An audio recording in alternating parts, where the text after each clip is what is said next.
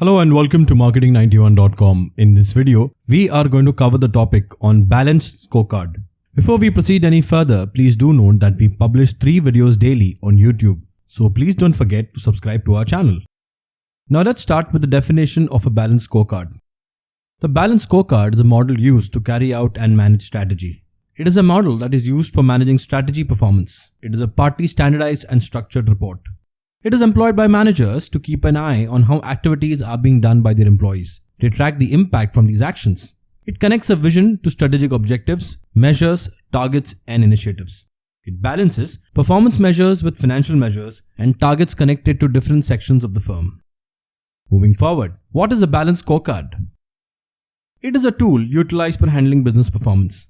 Balanced scorecards calculate and give feedback to firms. Gathering data is important for giving quantitative outcomes. Executives and managers collect and make sense of the data. It is then used for improving decision making in the firm. Moving forward, the essential elements of balanced scorecard. First, financial stewardship, that includes financial performance of the firm and the effective resource use. Then comes customer and stakeholder, as in the customer value and the satisfaction and retention of customers. Then comes the internal process, with the focus being on efficiency and quality of all the processes internal to the firm. And finally, organizational capacity, learning and growth, which entails human capital, infrastructure and technology, and culture. Moving forward, the 4 scorecard perspective or elements have a particular order. They have strategic objectives that contribute to vision and mission. The objectives are connected in a causal way from the top to the bottom. The strategy map is a very useful tool that lets users communicate information about what influences investment at bottom and improves financial outcome at the top. Moving forward, the characteristics of a balanced scorecard. It concentrates on the strategic aspect of the firm or group in question. A focused set of calculations to oversee performance against targets. A mix of non-financial and financial information. These datasets were initially grouped into 4 perspectives: financial, customer, internal process, and learning and growth. The collection of actions that have been made to influence the performance of the targets and goals. Moving forward, the application of a balanced scorecard. Balanced scorecard was originally developed as a common purpose tool for performance management. Organizations can make use of balanced scorecard to first, convey what they are trying to achieve. Next, make sure the daily tasks done by employees aligns with the firm's strategy. Third, set priorities for services, projects and products. And finally, gauge, calculate and keep a tab on progression towards strategic goals. Moving forward to the history of balanced scorecard.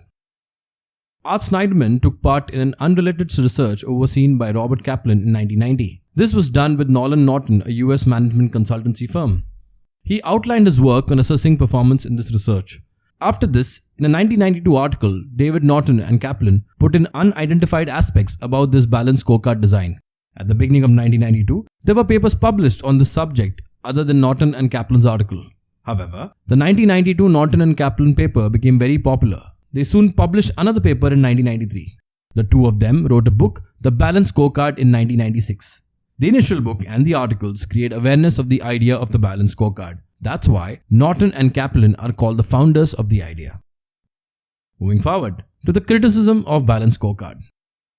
There are 3 types of academic criticism of the idea. These concerns also overlap. The first type talks about the empirical nature of the model. When it was initially suggested, the ideas lacked any formal backing. Norton and Kaplan infamously did not use citations of previous articles in their original papers about the subject. The second criticism is that there are no unified view with clear recommendations or a bottom line scorecard concept. It is only a list that has metrics. And the third type is that the framework doesn't completely represent stakeholders' needs. It is biased towards financial stakeholders more than the rest. Next, who uses balanced scorecard? Governments, organizations and firms use the balanced scorecard globally. It is both a performance assessment and a business performance framework. The scale of the firm is not taken into account. However, the balanced scorecard is employed by more than half of the biggest firms globally. Many small to medium-sized firms also use it. The one and only restriction to balanced scorecard is that the firm should have been founded and been functioning for many years by then. The balanced scorecard isn't useful for startups. Many famous organizations use balanced scorecard, such as FBI, UPS, Philips Electronics, Volkswagen, and Thomson Reuters. Moving on to the benefits of a balanced scorecard. First, improve strategic planning.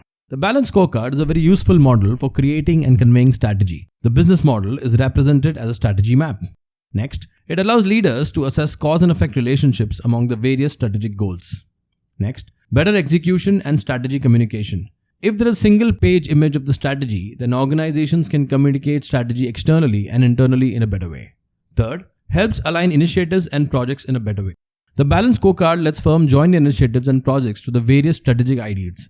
These then make sure that the initiatives and projects concentrate on achieving the most strategic targets. Next, information is handled better. The balanced scorecard lets firms create key performance indicators for different strategic targets. This makes sure that the firms are calculating what counts. Next, performance reporting is better. The balanced scorecard can be a model for designing performance dashboards and reports. This makes sure that the management reports pay attention to the most crucial strategic issues. This lets firms oversee how their plan is implemented. Next, organizational alignment is improved. The balanced scorecard lets firms align the strategic ideals and organization framework better. To implement a plan well, firms have to make sure all support functions and business units have the same targets. And finally, processes are aligned better. Balanced scorecards that are executed well make aligning organizational processes easier. These include analytics, risk management, and budgeting with strategic ideals. This helps form an organization that really focuses on strategy. So that's it, folks. This brings an end to the topic on balanced scorecard. These are some of the sources and links referred to for the content in the video. If you've liked the video, do subscribe to our channel where you will find 3 videos published daily. Additionally, if you want to view these videos in an organized manner, you can visit freecourses.net where all our videos are arranged in the form of courses. Thank you and see you in the next video.